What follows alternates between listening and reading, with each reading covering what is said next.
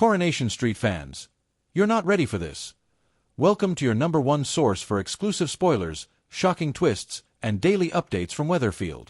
Coming week in Coronation Street sees an abuser unmasked, a family hugely collapse, and a battle of the elephants as two villains go head-to-head. As Todd Grimshaw's loved bones eventually discover the full compass of Theo Silverton's abuse, George Shuttleworth presents him with an escape bag, while Gary Windass makes it clear to Theo that he should watch his reverse. Is Todd any near to eventually escaping his monstrous swain?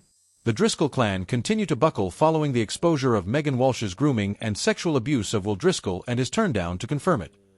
While Ben, Eva, and Ollie take a further unresistant approach, Maggie has a more practical result.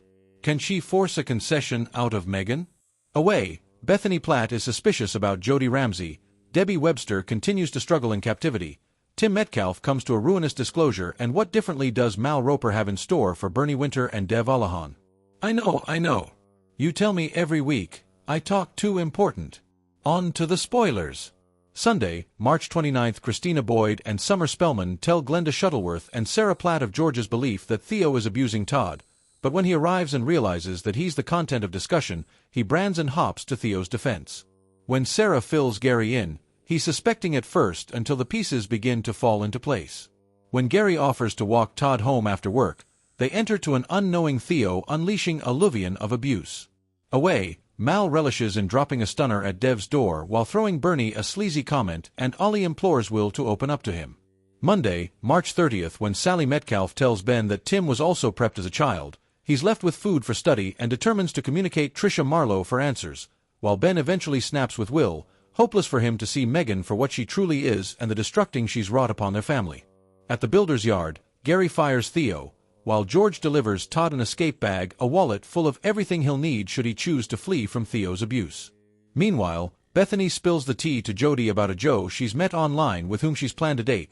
Debbie has another disorientation occasion in captivity, while Dev tells Kit Green that he knows he was behind Mal's attack. Wednesday, April 1st, during an occasion, Debbie loses her temper and accuses a captivity officer of stealing her journal.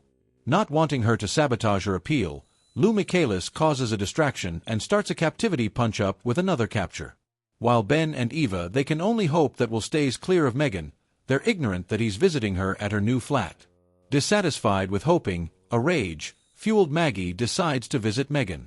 Also, George is crestfallen when Adam Barlow and Alia Nazir refuse to drop the case against him. Mal stalks Bernie and Dev as they head out for a date night. Bethany laments about her date standing her up, and when Tim admits he's not heard from Tricia, Sally theorizes that she's gone into caching. Thursday, April 2nd, Theo discovers Todd's escape bag, but he covers with a story that George delivered it as a present for Belfast. Suspecting Theo determines to quiz George on it, while Sarah and Summer are repulsed when they learn that Todd intends to move to Belfast with Theo. Lisa Swain approaches Maggie in the cantina with news that Megan's filed an assault allegation against her. After a grilling from Lisa, Maggie heads back to Megan's, determined to have it out with her. Away, Daniel Osborne opens up to Ken Barlow over his wrathfulness at being used as a pawn in Megan's raptorial game, while Bethany inquires as to whether David Platt has run a background check on Jody, before heading out for a drink with her. Friday, April 3rd, as Maggie attempts to drag the verity out of Will, Ben intervenes and defends his son against his mum, when he cruelly remarks that life would have been better had Maggie failed rather of his pater. Maggie's response leaves Ben more confused than ever. Prior to George's court hail, Todd apologizes to him for Theo's grilling history. George reaffirms that he'll always be there for Todd, before heading to hear the verdict. Latterly, George is determined to understand Todd's motives for moving to Belfast, but he remains fugitive. Meanwhile, Kevin and Jack Webster relay news to Debbie that Adam is deeply auspicious about her appeal, and she's deeply when Lou presents her with a lucky clover that she made in woodwork class, while Bethany softens toward Jody when she defends her against a bitter philippic from Daniel. Theo Silverton tricks Todd Grimshaw while Dev Allahan's interrogated, and the Driscolls reel over the possibility that Megan Walsh's. Todd completely missed his marathon after Theo spiked his drink after intimately undermining Todd's marathon training by spiking his drink. Theo nonchalantly meets Sarah Platt, James Bailey, Gemma Winter Brown, and Chesney Winter Brown at the wagonette stop. He claims he knocked on Todd's door but entered no response, so he assumes Todd has formally left for the launch line. In verity, Todd wakes up feeling dazed and confused, realizing he has fully missed the marathon. He feels lowered when Theo returns triumphantly holding an order. Theo convinces Todd to let him in, and as Todd laments disappointing everyone, Theo comforts him with a clinch. Theo tricks Todd latterly. George Shuttleworth precisely tells Todd that his relationship might not be good for him. At lunch, Theo acts fascinating, saying to George and Christina Boyd that he has changed and Todd's happiness is his main concern. But soon, George's act drops, and he tells Christina they need to keep Theo on their side for now. Also, Theo surprises Todd by blindfolding him and taking him to the register office, where Gary Windass and Maria Connor are staying. He shows them 2 marriage rings and reveals they no way canceled their marriage, so they can still get married moment. Todd is shocked by this news. What will he choose to do? Theo is fractured.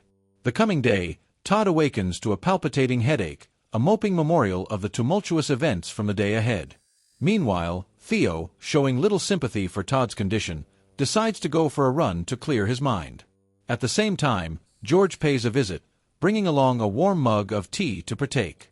Upon Theo's return, he inaptly believes that Todd is enthralled in the restroom and starts hurling harsh cuts through the unrestricted door. Just also, Todd steps out, only to find George exiting the restroom, having eavesdropped the entire exchange. Dev's interrogated.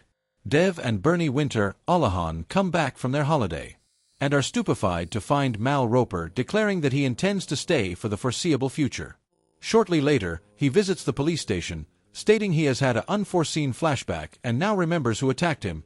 It's Dev.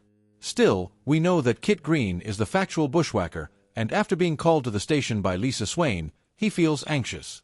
Dev is questioned about the assault, while a concerned Bernie confides in Gemma that her family is the one to condemn. With dubitation directed at Dev, Bernie worries that the only way to cover her hubby might be to reveal her own son. Mal gives Bernie an unsavory choice. Kit, on the other hand, comforts her by saying there's no evidence connecting Dev to the attack.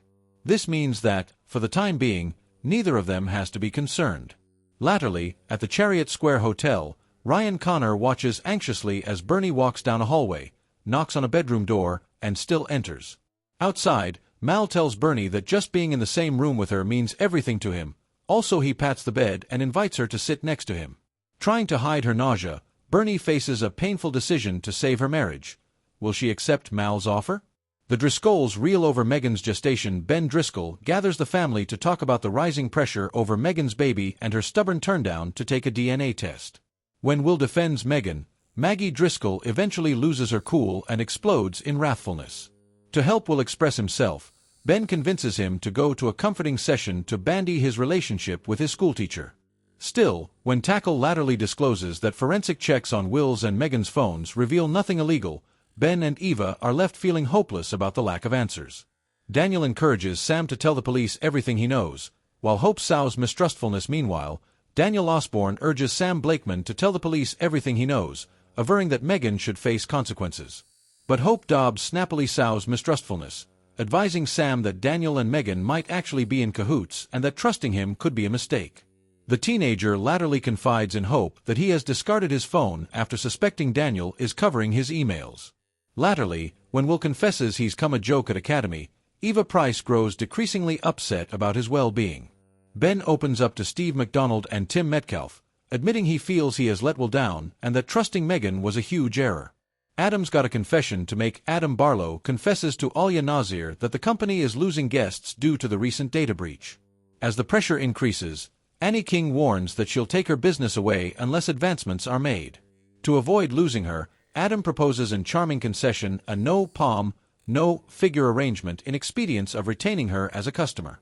What counter-accusations does this have for George, against whom she's erecting a case? Betsy and Dylan volunteer to babysit Connie.